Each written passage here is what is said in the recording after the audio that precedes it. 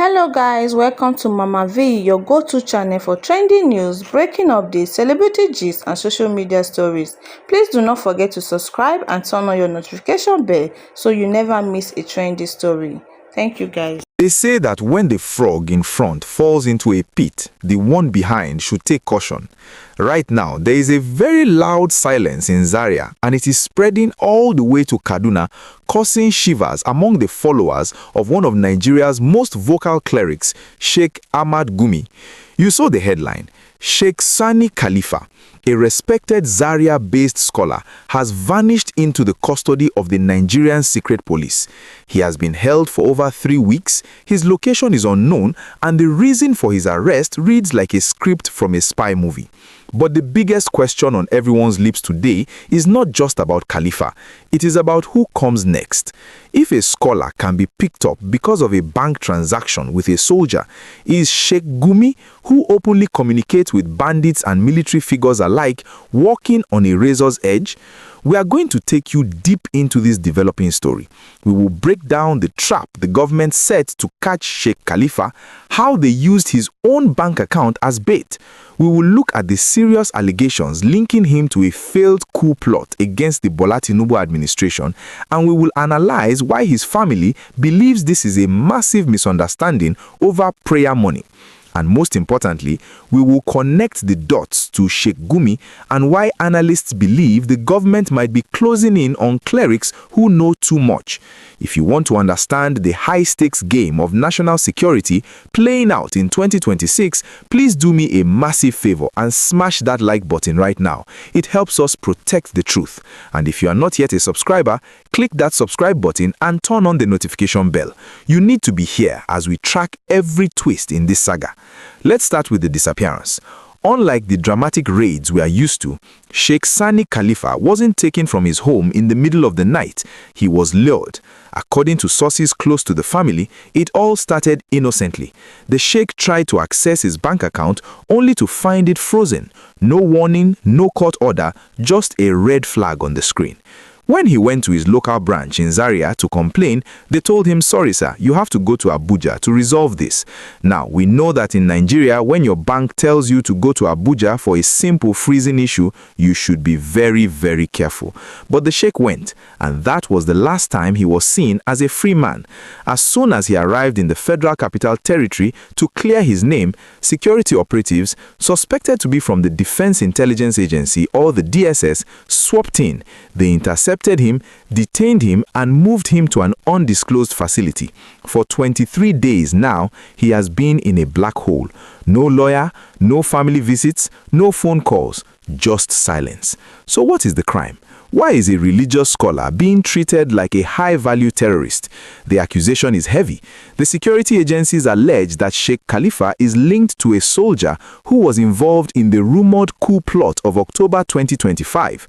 You will recall that back in October last year, we broke the news that the military had detained about 16 senior officers from majors to brigadiers over an alleged coup to overthrow the Tinubu government during the Independence Day celebrations.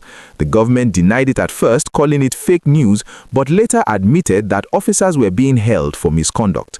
Well, it turns out the investigation didn't end with the soldiers. They are tracing the money. The authorities claim that one of the accused soldiers transferred 2 million naira to Sheikh Khalifa's account.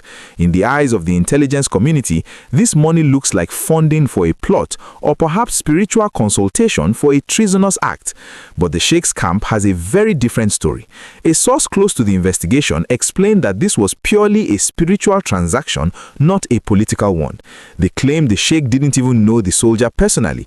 It was a student of the sheikh who introduced the soldier over the phone.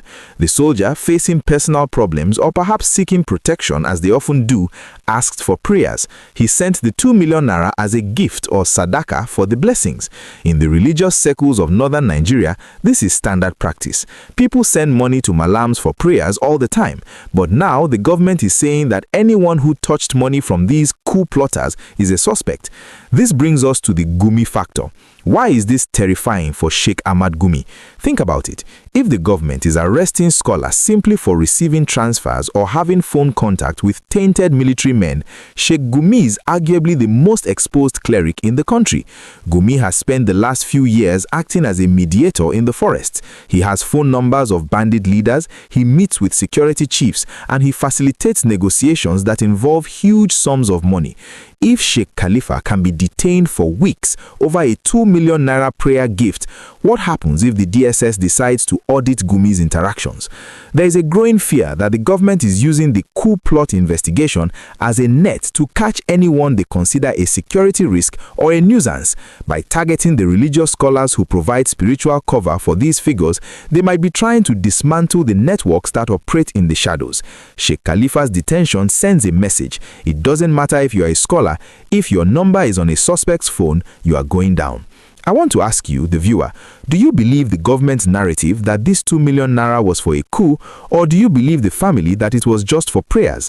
And do you think it is fair to detain a man for 23 days without charge just because he received money from a soldier? Drop your thoughts in the comments below. Is this national security or is it a witch hunt? As of today, January 4th, 2026, the family of Sheikh Khalifa is desperate. They are not asking for special treatment, they are just asking for the law to be followed.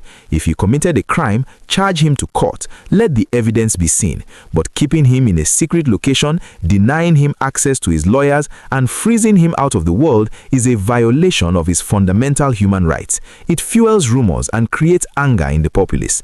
We will be watching to see if the DIA releases a statement or if they finally bring him to a judge, and we will be keeping a very close eye on Sheikh Gumi's camp. If he suddenly goes quiet or if we hear of more frozen accounts, we will know that the crackdown has fully begun. If you found this update informative and want to keep supporting independent journalism, please smash that like button.